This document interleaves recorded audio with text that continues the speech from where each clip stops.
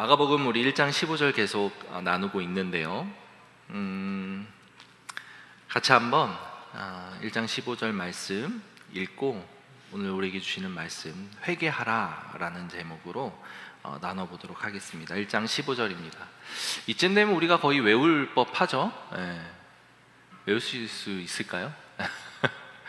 같이 한번 읽어보겠습니다.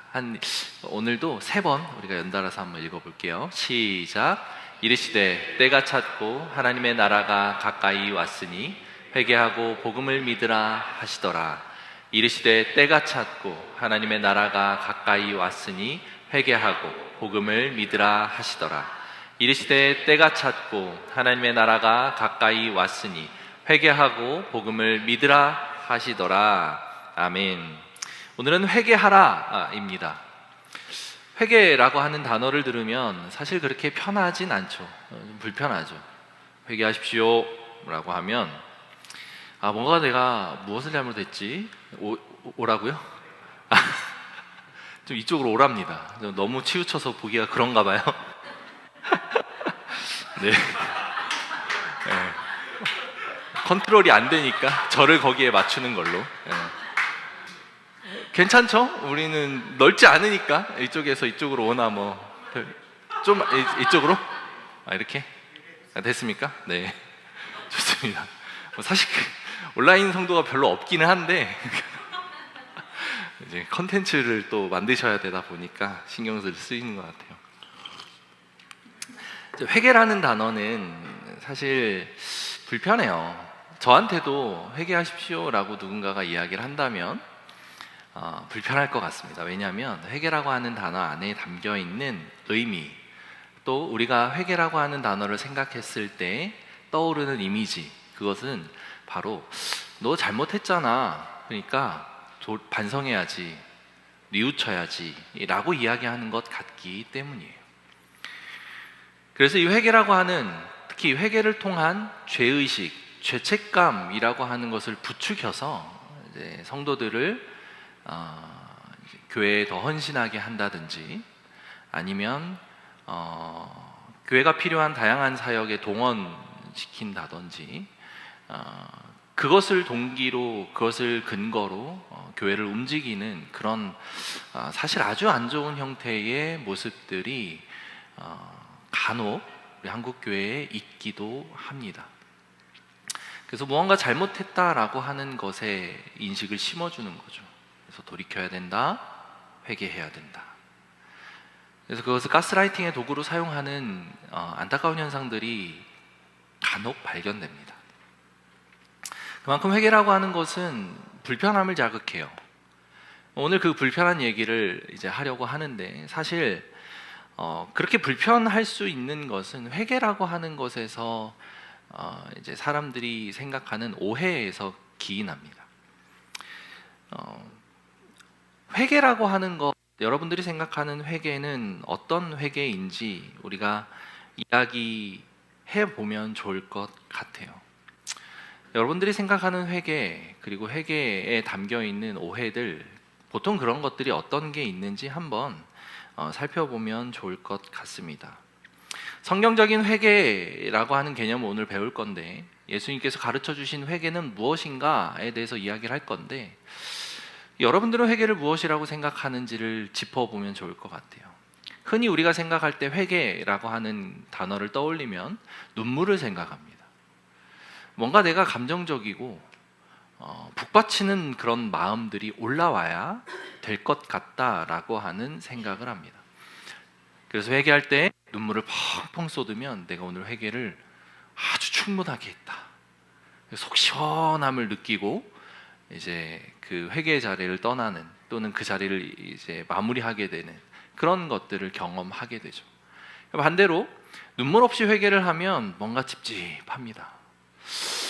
내가 회개를 잘했나? 내가 회개를 할 때 어떤 감정의 그런 격동이 없는 그 회개를 하고 나면 뭔가 불편한 그 감정이 생기는 거죠. 그래서 회개가 어떤 감정적인 요소라고 생각하는 오해가 있는 것 같습니다. 이것을 아예 부인할 수는 없지만 온전하진 않습니다. 회개의 한 요소에 이 감정적인 그 격동, 격정이라고 하는 것이 포함될 수는 있습니다. 그러나 감정이라고 하는 것이 회개를 설명할 수는 없습니다.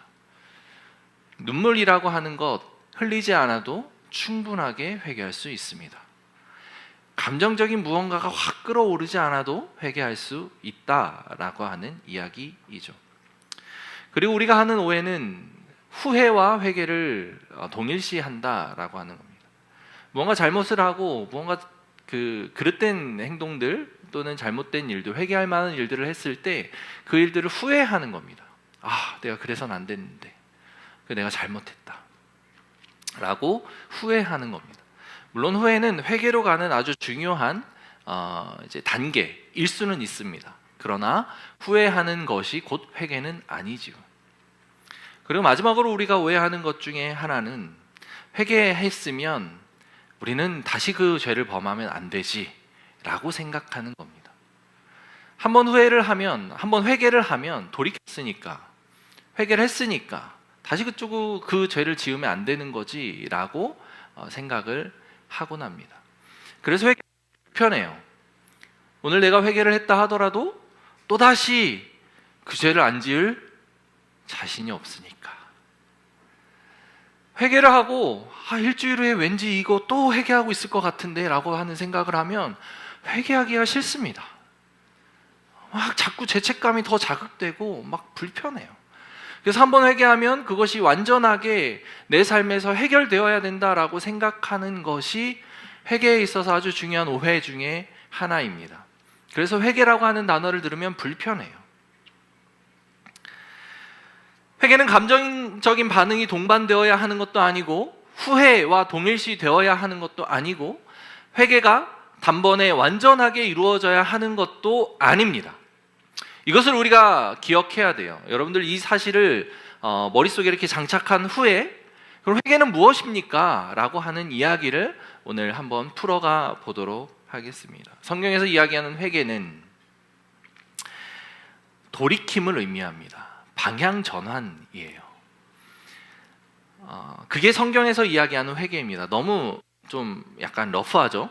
추상적인 느낌이 좀 강한데 오늘 우리가 마가복음에 나오는 예수님이 그 가르치신 내용들 그리고 제자들이 그것에 반응했던 모습들 이제 이것을 통해 그러면 그 돌이킴이라는 게 방향 전환이라는 게 어떤 영역에서 어떤 모습으로 나타나는구나 라고 하는 것들을 우리가 배우게 될 거예요.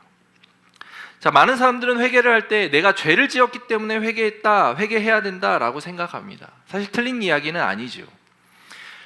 죄가 있기에 회개를 하는 겁니다. 그러나 죄를 지었을 때 회개해야지라고 생각하는 사람들의 인식 속에는 그 죄라고 하는 그 죄가 성경이 말하는 죄의 개념하고 다른 경우가 많아요.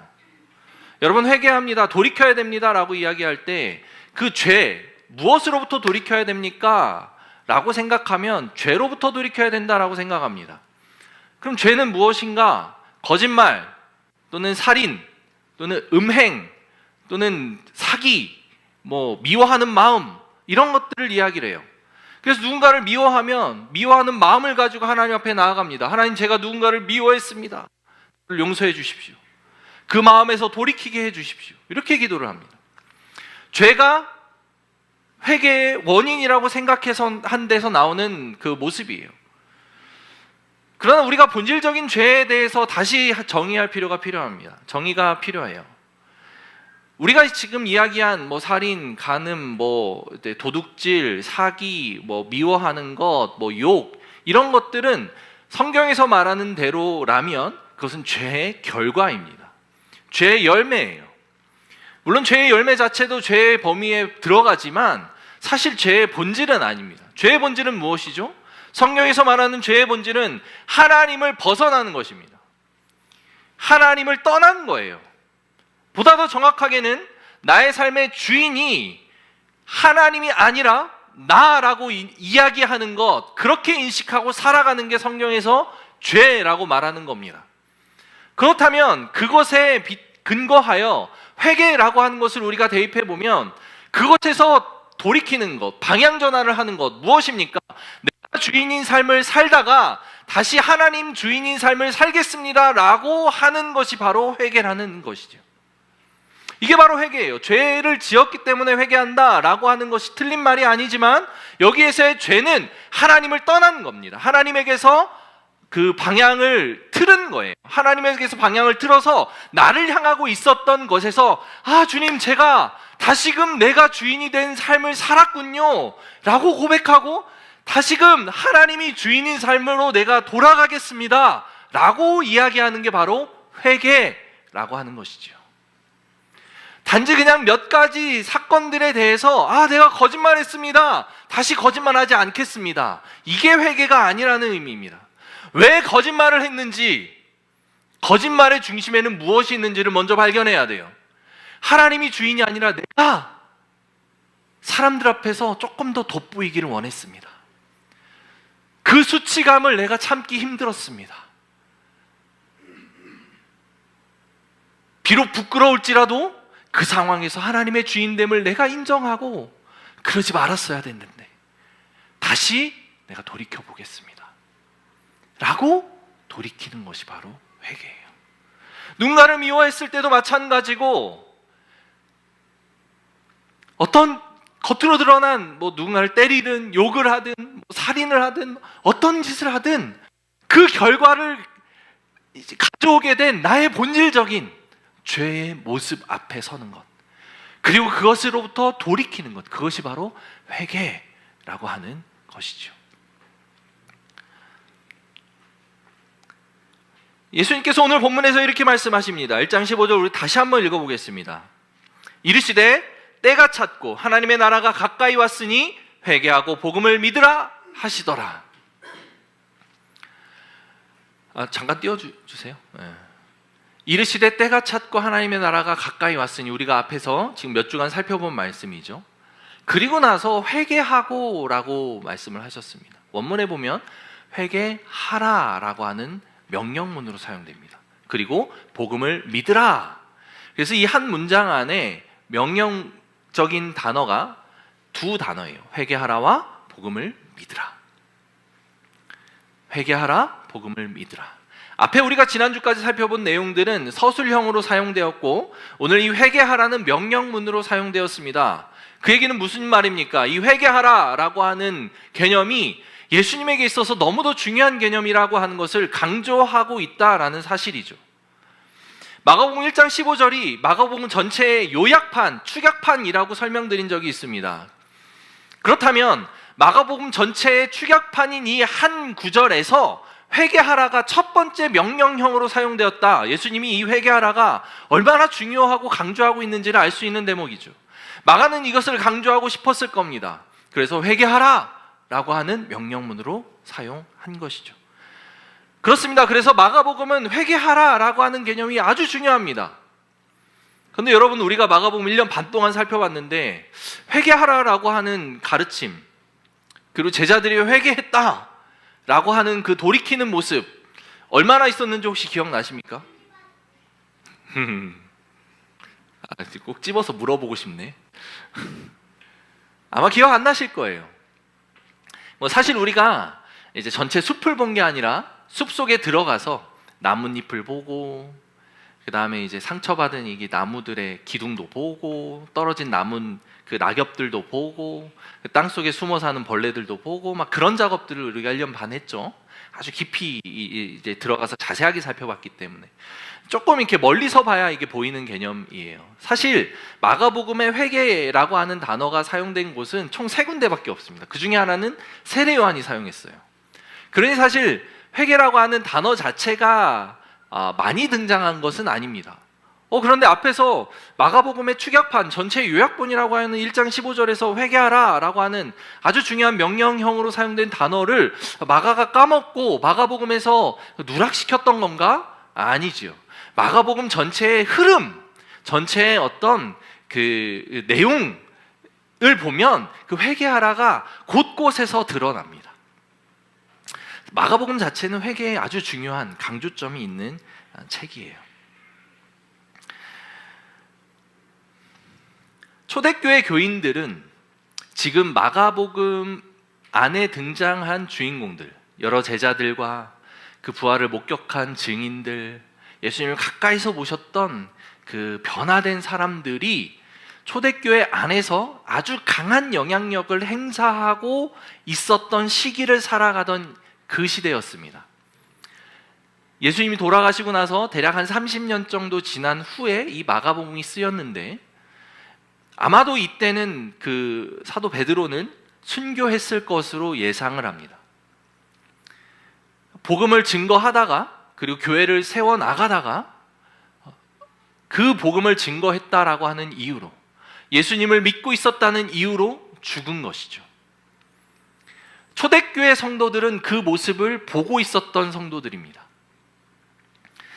이 본문에 마가복음 본문에 등장하는 이들은 초대교회 지도자로서 아주 큰 영향력을 행사하고 있었는데, 우리가 이 초대교회의 모습들을 이 복음서와 서신서를 통해 살펴보면 초대교회 성도들의 모습은 온전하지 않았어요.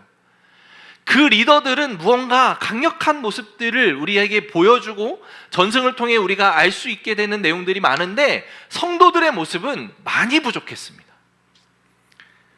예수님을 따른다고 하지만 나의 관심은 여전히 세상에 있고, 예수님을 따른다고 하지만 교회 내에서 나를 미워하는 이들을 향해 나도 똑같이 미워하고 같이 욕하고 같이 싸우고 그러고 있는 엄청난 분쟁들이 막 교회 안에서 나타납니다.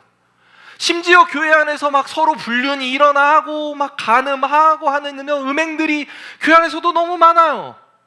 이런 모습이 초대교회 성도들 안에 나타나고 있었던 거예요. 마가는 그런 교인들을 향하여 오늘 이 마가복음을 쓴 겁니다. 그런 어떤 마가복음 독자들의 맥락을 우리가 먼저 이해하고 있어야 돼요. 초대교회 성도들은 여전히 그 박해 가운데서도 믿음을 붙들고 있었던 아주 믿음에 강한 사람들이었지만, 동시에 현실 삶에서는, 현실 속에서는 그들이 부딪히고 있는 다양한 그런 문제들에 노출되어 있었고 자주 넘어지고 있었던 사람들이라는 이야기죠. 그런 그들에게 마가는 이 마가복음, 예수님의 이야기와 예수님을 따르는 제자들의 이야기, 그리고 제자들이 따랐던 그 예수님이 어떠한 분인지를 설명하는 이 마가복음을 쓴 거예요. 그런데 마가복음에 보면 우리가 알고 있듯이 마가복음을 살펴봤죠. 제자들의 모습이 어떻죠? 형편없습니다. 어쩜 이런 모습까지 기록해놨나 싶을 정도로 제자들은 엉망진창이에요. 막 예수님의 그 권세의 좌우를 내가 차지하겠다고 막 싸우고 있고, 시기하고 막 질투하고, 예수님이 더 그 높은 자리에 올라가지 못하는 것에 대해서 막 분통을 터뜨리고, 세상 사람들과 전혀 다를 바 없는 그런 모습을 마가복음 내내 보여주고 있죠. 우리가 기억하고 있는 것은 마가복음이 끝날 때까지 제자들의 온전한 회심의 모습이 드러나지 않고 있다라고 하는 사실입니다. 이게 무엇을 의미합니까? 마가는 왜 이렇게 마가복음을 기록했습니까? 마가는 예수님을 따랐던 제자들의 그 온전해진 제자의 모습을 너무도 잘 알아요. 마가뿐만이 아니죠. 초대교회 이 마가복음의 독자들, 마가복음을 읽고 있었던 이 독자들 또한 예수님을 초기에 따랐던 그 제자들의 삶이 어떠했는지를 너무 잘 알아요. 극심한 박해 가운데서도 복음을 전하는 삶을 포기하지 않습니다. 교회 내에 어렵고 약하고 힘든 사람들을 위해 자기가 가지고 있는 걸 다 내다 팔고 헌신하고 섬기고 했던 모습들을 너무 잘 아는 사람들이었어요. 그런데 그 부족한 모습들을 보면서 그들은 무슨 생각을 할까요? 저분들도 우리처럼 이런 좌충우돌하는 모습들을 그대로 겪어왔구나 라고 하는 것을 알겠죠. 지금의 모습과 마가복음에 나타난 그들의 모습의 차이가 너무 크다는 것을 압니다. 그들도 우리가 겪은 이 과정을 똑같이 겪어왔구나. 굳이 마지막에 그들이 어떻게 변화되었는지는 마가가 기록할 필요가 없습니다. 왜? 그들 눈앞에 지금 같이 교회를 세워나가고 있는 리더들이니까, 눈으로 보고 있으니까.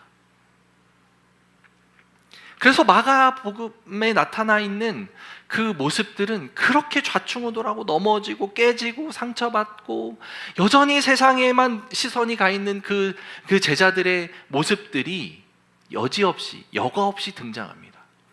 그러면서 예수님을 따르는 삶은 무엇인지, 예수님이 가르치시는 내용이 무엇인지, 야, 그래서 너가 이렇게 돌이켜야 돼. 야, 너가 세상을 바라보며 살고 있는 너의 가치관이 하나님 중심의 가치관으로 이렇게 돌아서야 돼. 계속 그 말씀을 하고 계신 거예요.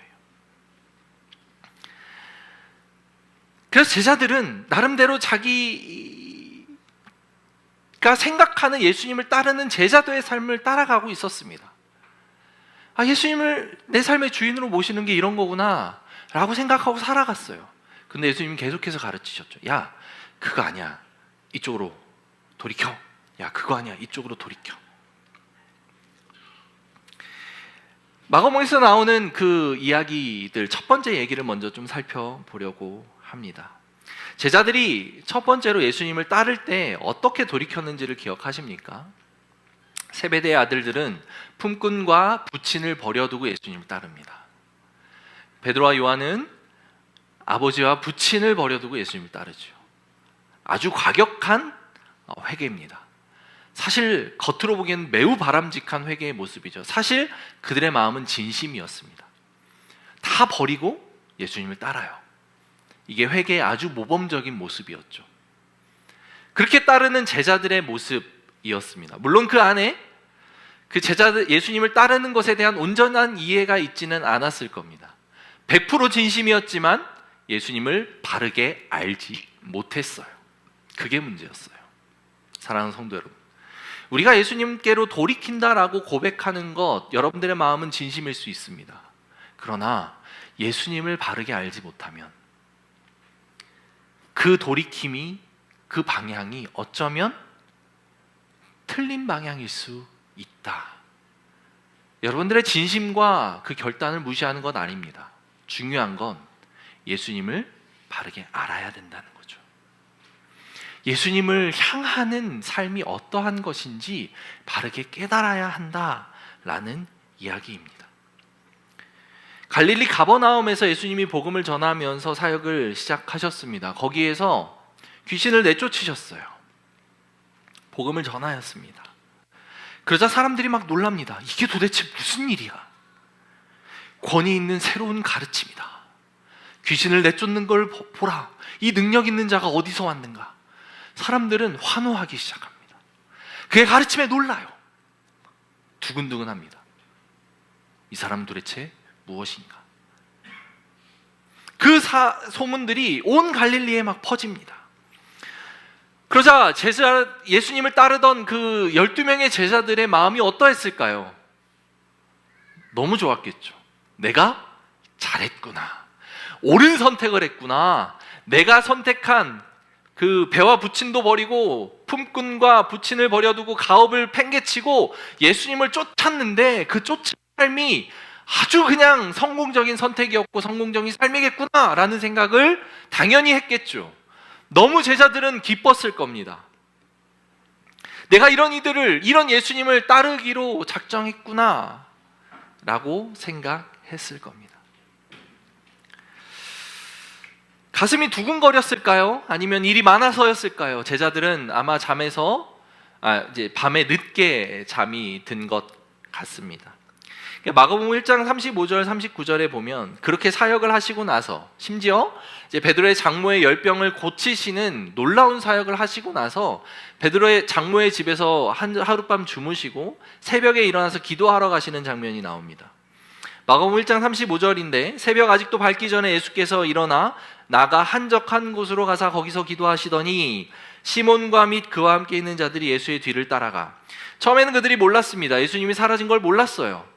그래서 예수님은 조용히 일어나서 새벽에 기도하러 가셨습니다. 기도하시는 그곳에 이제 제자들이 따라갑니다. 가서 이제 예수님한테 이렇게 이야기를 하죠. 37절입니다. 만나서 이르되 모든 사람이 주를 찾나이다. 예수님! 사람들이 지금 반응하고 있습니다. 예수님의 그 명성이 온 갈릴리에 지금 퍼졌습니다. 이제 예수님 다시 그곳으로 가셔서 그들에게 더 큰 영향력, 또는 그들을 이렇게 뭐 해가지고 뭔가 일을 하실 수 있는 아주 든든한 기반을 마련하셨습니다. 지지율이 막 하늘을 치솟습니다. 제자들이 지금 그렇게 이야기를 하고 있는 거예요. 가십시오. 얼마나 흥분되었을까요? 그런데 예수님이 여기에서 이상한 행동을 합니다. 38절 39절입니다. 이르시되 우리가 다른 가까운 마을들로 가자. 거기서도 전도하리니 내가 이를 위하여 왔노라 하시고, 다음 구절, 이에 온 갈릴리에 다니시며 그들이 여러 회당에서 전도하시고 또 귀신들을 내쫓으시더라. 제자들의 관심과 제자들의 생각을 정반대로 뒤집으시는 예수님의 행보가 나오는 겁니다. 갈릴리라고 하는 지역은 꽤 넓은 지역입니다.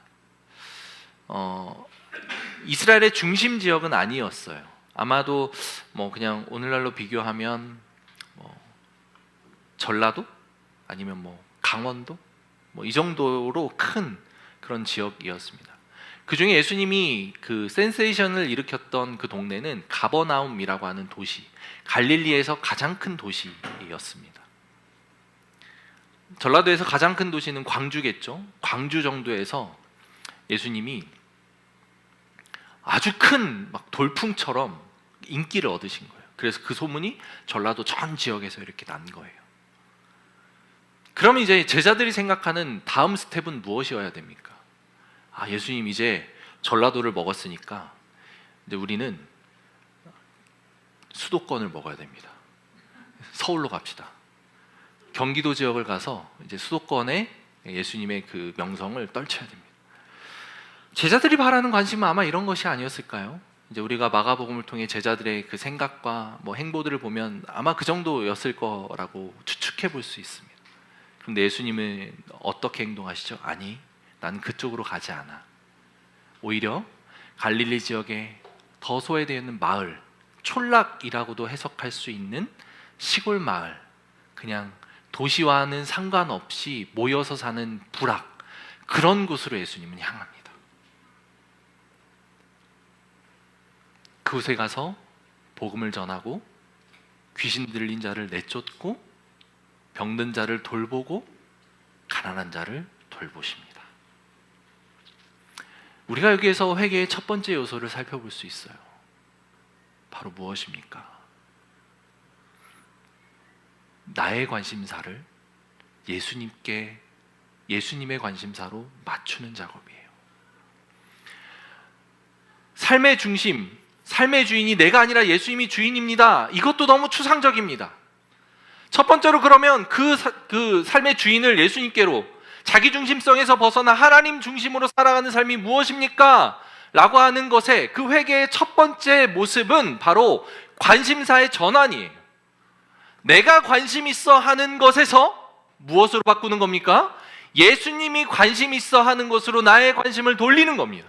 그게 바로 회개의 첫 번째 모습. 마가복음에서 이야기하는 네가 나를 따르기로 했으면 이것을 봐야지 라고 예수님이 지금 가르치고 있는 장면이에요. 우리는 예수님을 따른다라고 할 때 예수님을 따르는 삶을 선택하고 교회를 다니고 공동체에 속해서 살아가지만, 우리는 여전히 예수님의 관심보다 세상에 더 많은 관심을 둘 때가 많습니다. 교회는 일주일에 한 번 오면 되는 곳 정도로만 생각하고 살아가는 경우가 너무 많아요. 그런데 그렇지 않습니다. 예수님을 따른다, 예수님을 내 삶의 주인이라고 모시고 내가 예수님을 주님이라고 고백했다면, 그 주님을 영접했다면, 그러면 우리의 관심사는 세상의 것이 아니라 예수님의 것이어야 한다는 거죠. 제 누나한테는 허락받지 않았지만 저희 제 누나를 어제 잠깐 만났습니다. 엊그저께 잠깐 만났어요. 여러 가지 이제 일들이 우리 누나의 개인적인 그 삶의 그 것들로 좀 있었어요. 그런 일들로 인해 이제 누나가 교회를 다니기 시작했습니다.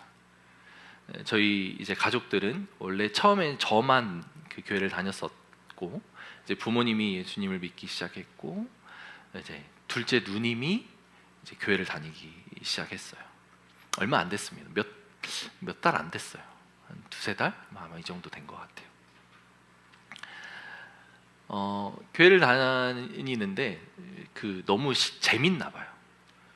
내가 요즘에 기도빨이 좀 있는 것 같아. 그저께 그 얘기를 하더라고요.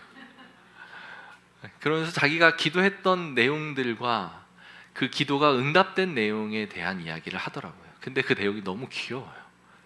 누나 앞에서 감히 귀엽다는 표현을 못하고 그냥 이제 잘하고 있다고 이제 해주고만 말았는데,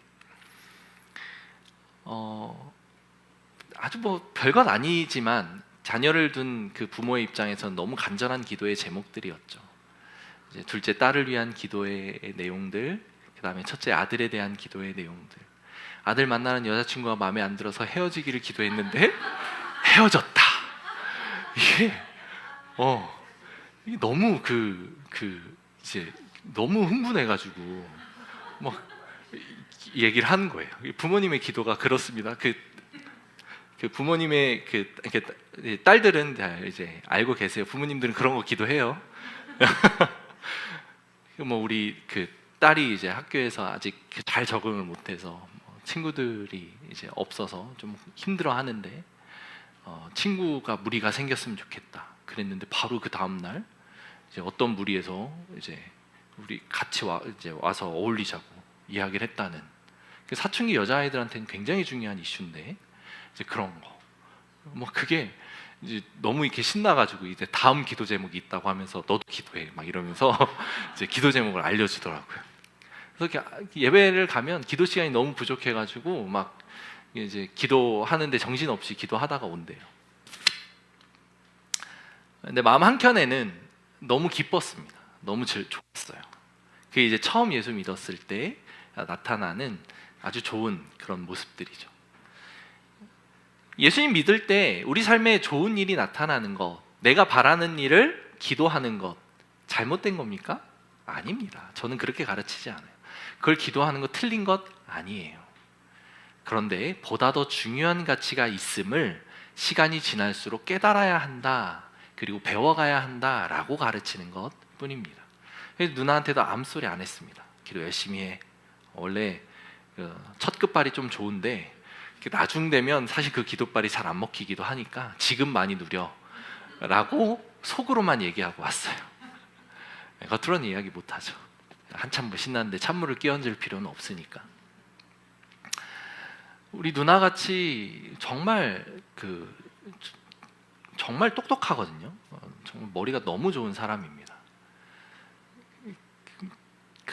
그렇게 이성적이고 그렇게 똑똑한 사람이 저는 이 예수님을 믿을 거라고는 상상도 못했는데, 그런 일이 우리 누나한테 일어났던 거예요. 저는 정말 기적이라고 생각을 합니다. 근데 그 누나가 믿음이 이렇게 잘하고 있어요. 근데 마음 한켠엔 좀 불안감이 또 이제 슬슬 올라오더라고요. 이번에 하는 그 기도는 약간 응답되기가 좀 쉽지 않아 보이는 기도 제목을 얘기를 해가지고, 이건 좀 쉽지 않은데, 그래서 기도가 들어주지 않으셨을 때 실망해서 생겨나려고 하는 그 믿음의 모습이 누나가 막 포기해버리거나 막 실망하거나, 그래서 하나님 떠나거나 교회를 안 다닌다고 하거나 이러면 어떡하나 하는 좀 이렇게 불안한 마음이 한켠에 이제 들더라고요. 물론 하나님이 다 일하시겠지만 그 안에서, 그래서 거기까지 얘기도 안 하고 그냥 이제 왔어요. 사랑하는 성도 여러분, 하나님이 우리를 자녀 삼아 주시고 우리가 완전히 새로운 삶을 살도록 이끌어 주셨습니다. 예수님이 오셔서 이제 내가 온 것으로부터 하나님 나라가 시작됐다라고 하면서 이제 그 하나님 나라로 우리가 방향을 돌이켜라, 회개하라 라고 이야기를 하실 때, 우리의 삶의 필요, 우리의 삶의 어떤 구체적인 기도의 제목들, 그게 서로 하나님 나라와 상관없어 보이는 일이라 할지라도 우리 개인의 잘됨에 대해 예수님은 좋아하세요. 그거 자체를 예수님은 구하라고 말씀하십니다. 그런데 중요한 건, 그리고 또 안타까운 건, 그렇게 구하는 것으로만 평생 신앙생활 한다는 거예요. 20년이 됐고 30년이 됐고 50년이 됐고 교회를 다니는 내내 주님, 나는 지금 이게 필요합니다 라고만 구하고 있는 거예요. 주님, 난 이거 지금 들어줘야 돼요 라고만 기도하고 있는 거예요. 정작 내가 따르는 예수님의 관심은 거기에 있는 게 아니라 저 죽어가는 그 예수님이 잃어버린 어린 양, 그리고 이 깨어진 세상으로 인하여 상처받고 고통받고 있는 저 빈곤층과 깨어진 가정과 돌봐야 되는 그 수많은 이들이 세상 가운데 널려 있는데, 예수님의 정작 진정한 관심은 거기에 있는데 10년을 따르고 20년을 따르는 그 수많은 무리들이 예수님의 관심에는 관심도 두지 않고 나의 관심에만 관심을 두고 있는 그 안타까운 현실들이 지금 이 교회, 이 한국교회 현실 속에 너무 팽배해 있다는 거예요. 그게 바로 한국교회를 약하게 만든 겁니다. 병들게 만들고 있는 거예요. 한국교회가 이 한국 사회에서 왜 이렇게 힘을 잃어가고 있습니까? 바로 그것 때문이에요. 사랑하는 성도 여러분, 예수님 우리 삶이 잘 되기를 바라십니다. 그러나 예수님의 주된 관심사는 잃어버린 어린 양에 있어요. 복음서에 보면 100마리의 그 양들을 둔 목자가 있습니다. 잘 쳤는데, 그를 잘 돌봤는데 양 한 마리가 사라졌어요. 그 99마리를 우리에 잘 두고 그 목자는 잃어버린 그 어린 양을 찾아 떠납니다. 사람들은 생각하죠. 그 99마리 양은 어떡하고 지금 거기로 가십니까? 아니, 그 99마리는 안전한 우리에 있잖아. 근데 그 잃어버린 양은 내가 가지 않으면 돌아올 수가 없어. 그래서 그 잃은 양에 관심이 있는 그 예수님의 마음이 우리의 관심이어야 돼요. 근데 우리는 그 본문을 읽으면서 이렇게 생각하죠. 아, 예수님이 그 잃어버린 어린 양인 나를 찾아오셨구나. 나는 끝까지 잃은 어린 양이고 싶은 그 마음으로 그 본문을 묵상합니다. 여러분, 아니에요. 여러분은 우리 안에 있는 양입니다. 안전한 양이에요. 그럼 우리가 관심을 두어야 하는 잃은 양은 어디에 있습니까? 여러분들 주위에 있잖아요. 예수님 찾고 계시는 잃어버린 양들. 물론 처음에는 우리도 그 잃어버린 양이었습니다. 그런데 어느 순간 예수님이 그렇게 찾아오셔서 예수님이 보내신 그 누군가를 통하여 우리에게 복음을 전하고 예수님을 알려주셔서 그 안전한 우리로 옮겨졌잖아요. 그러면 그 잃은 양을 찾아 떠나시는 그 목자의 발걸음에 우리도 동참해야 되고 시선을 두고 관심을 둬야지요. 그게 바로 회개의 첫 번째 아주 중요한 모습입니다. 사랑하는 성도 여러분, 이 예수님의 마음을 회복하시기를 주님의 이름으로 축원합니다. 잃어버린 자들이에요. 복음으로 멀어진 자들, 또 깨어진 세상으로 인해 안타까운 그 가난의 이 상황을 살아가는 이들, 죄로 인해서 깨어진 가정의 그 안타까운 이들, 버려진 아이들, 정말 우리가 돌봐야 될 사람들이 정말 수도 없이 많죠. 지난주 목요일에 저희 교회 지난 바자회 때 우리가 열심히 이제 모금하고 해서 만든 그 100만 원을 이제 그 지역사회 공항동 주민센터를 통해 저소득 이제 한부모 가정에 이제 흘려 보냈어요. 5가정을 그렇게 도왔습니다. 그런데 그 팀장님이 너무 놀라셨다라는 피드백을 들었어요. 우리 준범이를 통해. 준범이가 이제 청년 집사님으로 알고 있더라고요. 집사님이라고 계속 표현하시면서 이제 집사님이 이제 얘기하시는데 개척교회라고 들었습니다. 미자립교회라고 들었습니다. 성도 수가 뭐 한 30명 이렇게 언저리로 모인다고 들었습니다. 그런데 어떻게 적지 않은 이 금액을 이렇게 할 수 있었습니까? 라고 이야기를 하시더라고요. 사실 100만 원 큰 돈이지만 별거 아니잖아요. 우리 교회 전체의 살림에 비하면 할 수 있는 돈이었거든요. 근데 그렇게 얘기하는 걸 들으니까 오히려 제가 민망했습니다. 인사드리러 찾아오고 싶대요. 그래서 약속을 정해서 주중에 만났습니다. 그 돌보는 그 팀장님이랑 지역사회 이제 그 복지 관련된 팀장님이랑 실제 실무를 하는 주무관님이랑 같이 해서 오셨어요. 그래서 잠깐 한 1시간 이야기 나누고 했는데 별로 없대요. 보통 교회들은 시즌에 많이 한다고 하더라고요. 이제 성탄 시즌, 연초 시즌, 교회가 이제 그 행사로 하는 그런 일들이 있잖아요. 그러니까 그 얘기를 들었을 때 시즌에라도 하면 고맙지라고 생각을 하는데 마음 한켠으로는 이벤트로 교회가 이웃을 돕는가? 라는 좀 생각을 하게 됐어요. 주변의 큰 교회, 우리가 봤을 때 재정적으로 저 정도면 너무 안정적이어서 정기적으로도 후원할 수 있는 교회들이 너무 많을 텐데 그런 일들이 많지 않다는 것을 이번에 알게 되었습니다. 제가 너무 고마워해서 제가 너무 민망했어요. 사랑하는 성도 여러분, 교회는 예수님을 중심으로, 예수님을 주인으로 모시고 사는 공동체입니다. 그렇다면 나의 관심사가 아니라 예수님의 관심사에 우리의 시선과 마음을 두어야 합니다. 아멘. 그게 바로 아주 중요한 첫 번째 회개의 요소지요. 두 번째 요소는 관계에 대한 이야기입니다. 인간관계는 세상살이에서 너무 중요한 그 요소지요. 직장 생활을 할 때 힘들어하는 사람들에게 물어보면 일 때문에 힘들다고 하는 사람들은 생각보다 많지 않습니다. 대부분은 관계 때문에 힘들어합니다. 학교를 다니는 학생들에게도 마찬가지죠. 공부하는 게 힘들진 않습니다. 관계가 사람들을 힘들어하죠. 우리 교회 안에서도 마찬가지예요. 교회 안에서 교회를 떠나게 되는 가장 큰 이유가 무엇입니까? 목사님이 설교를 개떡같이 해서 떠납니까? 아닐 줄로 믿습니다. 여러분들이 안 떠나는 걸 보면 그렇지 않은 것 같아요. 사실 중요한 것은 관계예요. 교회에서 관계가 틀어지고 관계로 인해 어려워지면, 불편한 사람들이 생기면 그 교회를 나가고 싶지 않아요.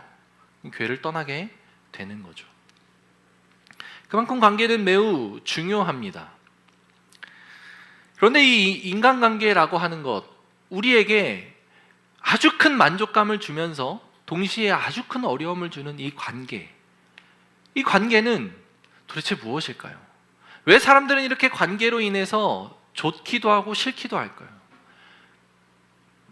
관계가 중심이면서도 관계로 인해서 모든 것들이 다 깨어지고 흐트러지는 그런 일들이 발생할까요? 우리는 관계를 통해 무엇을 얻고 싶은 거죠? 물론 여러 가지 더 본질적인 그 우리의 창조 원리와 그 하나님의 그 이제 형상에 대해서 설명을 하면 조금 더 설명할 내용들이 있지만, 쉽게 설명할 수 있는 우리가 관계를 통해 얻고자 하는 요소는 크게 두 가지가 있습니다. 하나는 관계로 인해 내가 인정받고 싶은 욕구예요. 그리고 두 번째는 관계를 통해 상대방을 조종하고 싶어 하는 욕구입니다. 관계가 깊어질수록 이 두 가지 요소는 끊임없이 나를 괴롭힙니다. 인정받지 않는 관계 속에 있어 본 적 있으십니까? 정말 불편합니다. 자세히 얘기하기는 좀 그렇지만, 이제 그런 모임이, 제가 나가는 모임이 하나가 있어요. 거기에서 저는 약간 쭈구리, 이렇게 오징어 같은 느낌이에요. 이제 막 큰 교회 목사님들 막 이렇게 있고, 막 100년 이상 된 교회 담임하시는 목사님들이 있고 막 그래요. 그런 데서 이제 이야기를 나누다 보면 제가 무시당하는 느낌을 좀 받습니다. 그러니까 이게 대놓고 무시하는 건 아니에요. 대놓고 무시하죠. 목사님들이니까 왜 뭐 대놓고 무시하겠습니까? 성품도 그렇고 다 너무 훌륭하신 분들인데, 그 자연스럽게 그 안에서 묻어나오는 거 있잖아요. 뭐 모임 장소를 정한다든지 아니면 이야기를 나누는 그 과정에서의 그 묘한 느낌들이 그 중에 한두 분 목사님에게서 나타나는 것을 제가 좀 경험을 해요. 그러면 있으면서도 내가 여기를 왜 와 있나 싶은 마음이 들 때가 있어요. 그런데 그거보다 더 큰 어떤 유익과 저에게는 이제 좋은 점들이 있어서 이제 그 모임을 제가 빠지지 않고 나가려고 하는데, 그런 느낌을 받으면 이게 내가 인정받지 못하는 것에서 오는 불편함이구나 라고 하는 생각을 하게 됩니다. 나에게도 이 인정의 욕구가 있구나 라고 하는 생각을 하게 되죠. 누군가를 조종하고자 하는 그런 욕구는 반대로 내가 조종당하지 않고 스스로 그냥 독립적인 존재로 살고자 하는 욕구하고도 같은 개념입니다. 여러분, 누군가를 조종해 본 적이 있으십니까? 또는 누군가에게 설교 비슷하게 하면서 야, 넌 그게 문제야, 이것만 고치면 너는 100점이야, 이것 좀 해봐 라고 이야기 안 해보신 분 누구에게든, 그게 누구든, 이거는 본능이에요. 인간 안에 있는 그 관계를 통해 얻고자 하는 욕구. 근데 그런 이야기를 했을 때 누군가가 그 얘기를 들으면 여러분 어떻죠? 만약 그 얘기를 듣고 노력해서 정말로 내 말처럼 해, 그럼 여러분 마음이 어떻습니까? 한번 경험해 본 적 있으세요? 정말 너무 기뻐요. 너무 좋아요. 누군가가 내가 하는 그 이야기를 듣고, 일명 우리가 잔소리라고 하는 나의 잔소리를 듣고 누군가가 그 말대로 행하면, 움직이면 정말 너무 좋습니다. 그래서 더 그 사람한테 퍼주고 싶고 뭔가를 막 해주고 싶고 더 챙겨주고 싶고 막 하게 돼요. 더 많은 잔소리가 나가죠. 욕구예요. 그래서 이것을 조금 이제 어려운 말로 표현을 하면, 인정받고자 하는 욕구는 명예라고 이야기할 수 있고, 누군가를 조종하고자 하는 욕구는 권력이라고 이야기할 수 있습니다. 이 명예와 권력에 대한 욕구는 모든 인간에게 있습니다. 절대 부인할 수 없습니다. 내가 그 명예와 권력을 추구하고자 하는 위치에 가지 못했기 때문에, 사회적으로나 어떤 막 공개적으로 그런 거는 아니기 때문에 그런 말을 거창하게 붙이기 어려울 뿐이지, 내가 속해 있는 어떤 공동체, 어떤 작은 조직이라 할지라도 그곳에서 나는 명예와 권력을 늘 추구합니다. 그게 관계가 우리에게 주는 어떤 만족감이에요. 그것에서 틀어지게 되면 관계가 어긋나는 겁니다.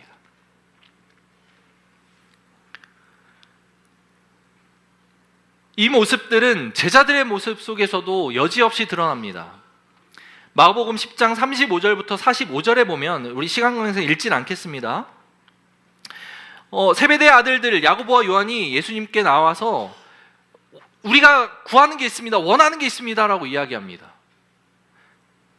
그러니까 예수님이 그래 뭐 원하는데, 그러자 그들이 나중에 예수님이 영광 중에 계실 때 우리가 좌편에 우편에 앉기를 원합니다, 막 이런 이야기를 해요. 그러자 예수님이 이렇게 이야기를 합니다. 니들이 지금 뭔 얘기하는지 니들도 모르는구나. 니들이 내가 마시는 잔을 마실 수 있고 내가 받는 세례를 니들이 받을 수 있겠느냐 라고 하면서 예수님이 그들을 타일러요, 가르쳐요. 그러자 그 야고보 요한이 그게 뭐가 됐든지 알지 못하지만 우리가 할 수 있습니다 라고 이야기를 해요. 그게 바로 십자가에 죽는 건데, 못 박혀서 그냥 죽어나가는 건데 그것도 모르고 그거 내가 할 수 있어요 라고 이야기를 하고 이제 있는 장면이에요. 그러자 막 옆에 있는 제자들이 야, 니들이 뭔데 니들이 예수님 좌우편에 앉으려고 그래 라고 하면서 내가 그 자리에 앉아야지 라고 하면서 막 이렇게 막 싸우는 그런 모습이에요. 바로 이 명예와 권력의 모습이 제자들 안에 있는 여지없이 드러나는 그런 장면입니다. 예수님이 이렇게 이야기를 합니다. 이방인의 집권자들이 그들을 임의로 주관하고 그 고관들이 그들에게 권세를 부리는 줄을 너희가 알거니와, 야, 그거는 세상 사람들이나 취하는 태도이고 요구야 라고 이야기를 해요. 야, 임의로 권세를 부리고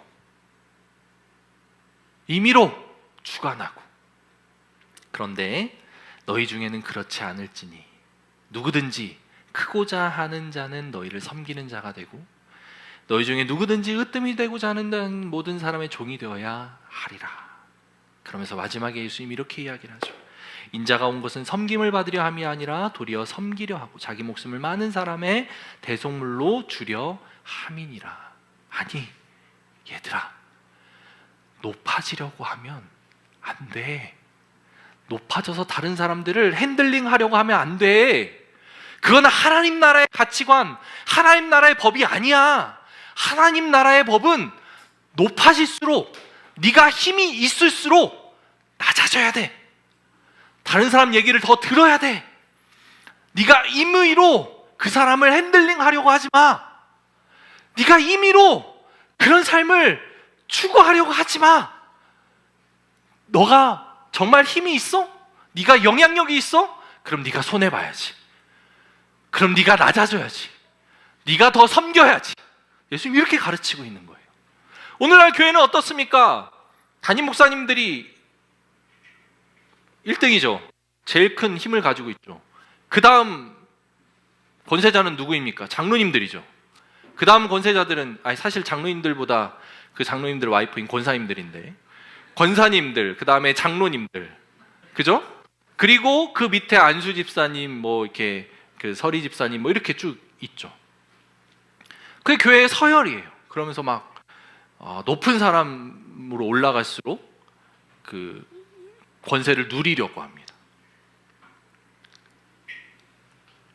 제 친한 친구가 교회를 갔을 때 그런 이제 오랜만에 이제 교회를 안 다니다가 이제 와이프도 교회를 오랫동안 안 다니다가 거의 초신자급 친구들인데 교회를 갔어요. 동네 교회를 갔습니다. 근데 막 화가 나가지고 저한테 연락이 온 거예요. 간지 지금 몇 주 되지도 않았고 새 가족 교육을 받는 중인데 막 전도에 이렇게 소속돼가지고 막 이제 식당 봉사하는 날, 식당 청소하는 날 막 해서 청소도 하고 막 설거지도 하고 봉사도 해요. 하는데 전도의 임원이라는 분들은 저기 테이블에 앉아서 회의를 하고 계시고 새 가족으로 간 자기들은 열심히 청소를 하고 있다는 모습 얘기를 하면서 그게 맞냐라고 하면서 저한테 와서 막 분통을 터뜨리더라고요. 야, 그 교회 빨리 나와. 거기 교회 아닌 것 같아. 제가 그렇게 얘기하면서 얘기를 했던 기억이 납니다.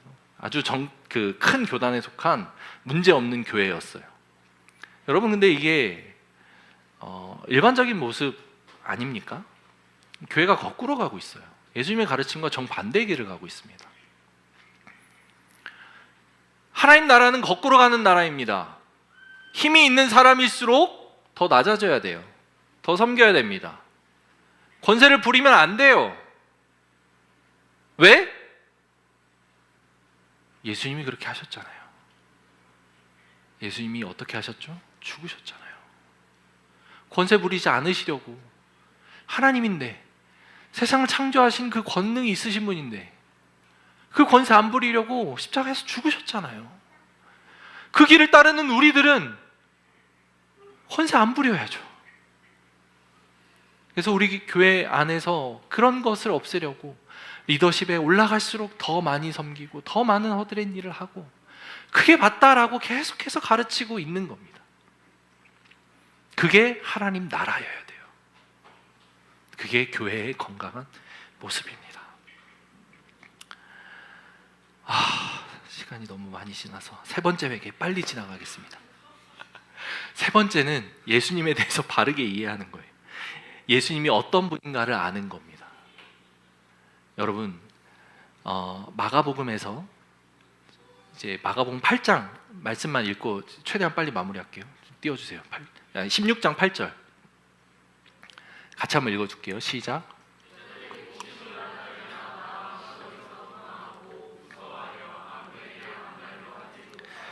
이게 마가복음의 실제적인 마지막이다라고 이제 이 부분 설교할 때 기억이 나십니까? 뒤에는 후대에서 아마 첨가한 것으로 추측된다라고 했습니다. 이것은 예수님이 부활한 그 무덤 장면에서 여자들이 그 부활을 목격하고 나서 두려워 떨면서 도망했던 모습으로 마가복음이 끝나요.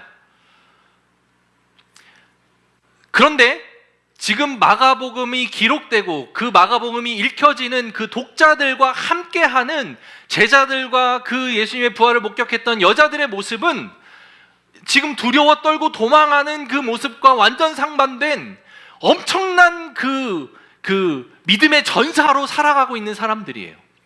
막 순교 당하고 막 죽어도 감옥 가도 막 복음 전하고 막 그러고 있는 사람들입니다. 막 굶죽고 헐벗어도 복음 전하고 가난한 이들 돕는 게 우리가 해야 될 일이다라고 하면서 삶을 던지는 사람들의 모습이 막 있어요. 근데 그 사람들의 모습이 어떻다고요? 예수님의 부활조차도 처음에 목격하고 못 믿고 막 떨고 도망가고 했던 사람들의 모습으로 마가복음이 마무리가 된다는 얘기예요. 이게 무슨 얘기입니까? 야, 이랬던 사람들이야. 니들과 지금 함께 있는 교회 지도자들은 이랬던 사람들이야. 그런데 예수님의 부활을 눈으로 보고 실제적으로 그들 삶에 받아들이고 나서는 그들이 이렇게 변한 거야 라고 가르치고 있는 거예요. 사랑하는 성도 여러분, 예수님은 부활하신 분입니다. 그 부활이 우리에게 실제로 다가온다면 우리 삶에 부활을 믿고 부활을 취하고 살아가는 그리스도인의 삶이 펼쳐지게 될 거예요. 무엇이 두렵습니까? 예수님의 부활이 사실인데, 그리고 부활이 우리 삶에도 나타나게 될 텐데 두려울 것이 없는 겁니다. 세상의 그 가치관에 우리가 연연할 필요가 없어요. 무엇에만 집중하면 됩니까? 그 하나님 나라, 완성될 그 하나님 나라, 부활이 우리에게 다가올 그 아름다운 영광스러운 그곳, 그것이 바로 우리 삶이 추구해야 될 마지막 회개의 목표예요. 예수님을 존경받는 한 훌륭한 분으로 기억하는 것이 아니라 부활의 주님, 부활하신 하나님, 그리고 부활을 우리에게도 있겠다 약속하신 그 하나님, 그것으로 우리가 삶의 방향을 돌이키는 것입니다. 그런 삶을 사시겠습니까? 그것이 바로 회개예요. 여러분들에게는 어떤 회개가 필요합니까? 그리고 그 회개의 모습은 어떠해야 합니까? 기도하겠습니다.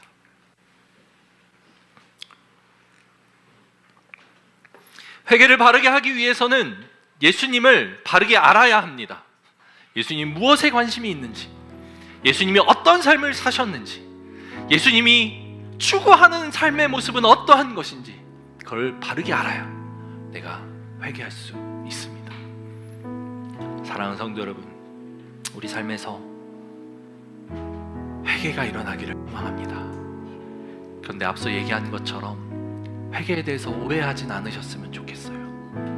감정이 북받쳐야 되고,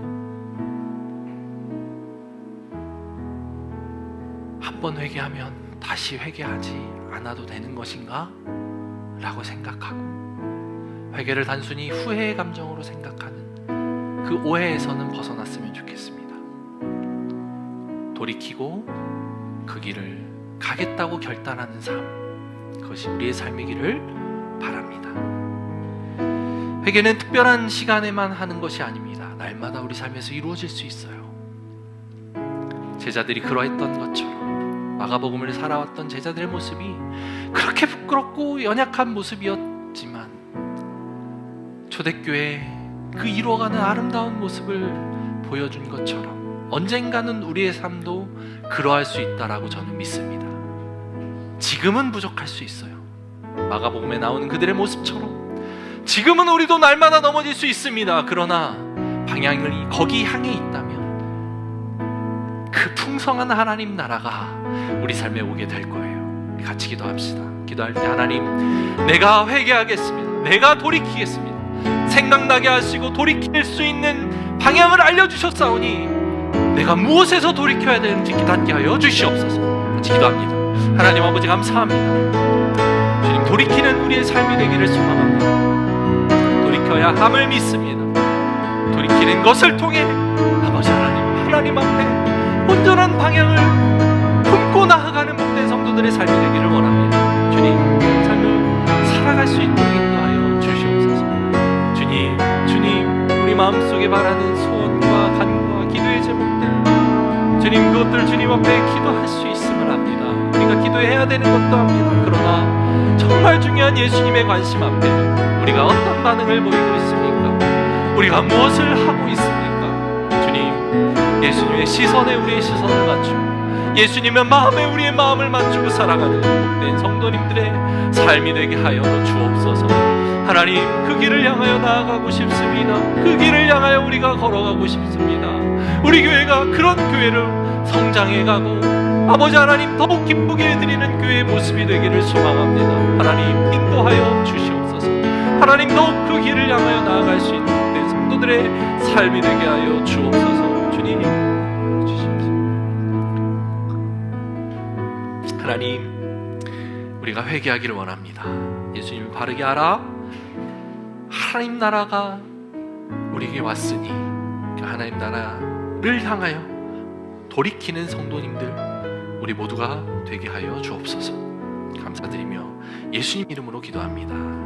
이제는 우리를 구원하신 예수 그리스도의 은혜와 하나님의 사랑과 성령님의 교통하심이 이 말씀 앞에 회개하라 라고 말씀하신 예수님의 그 촉구와 명령 앞에 바르게 반응하겠습니다. 고백하고 돌이키기를 원하는 사랑하는 고백의 모든 성도님들 머리 위에 이제로부터 영원토록 함께 있을지어다. 아멘.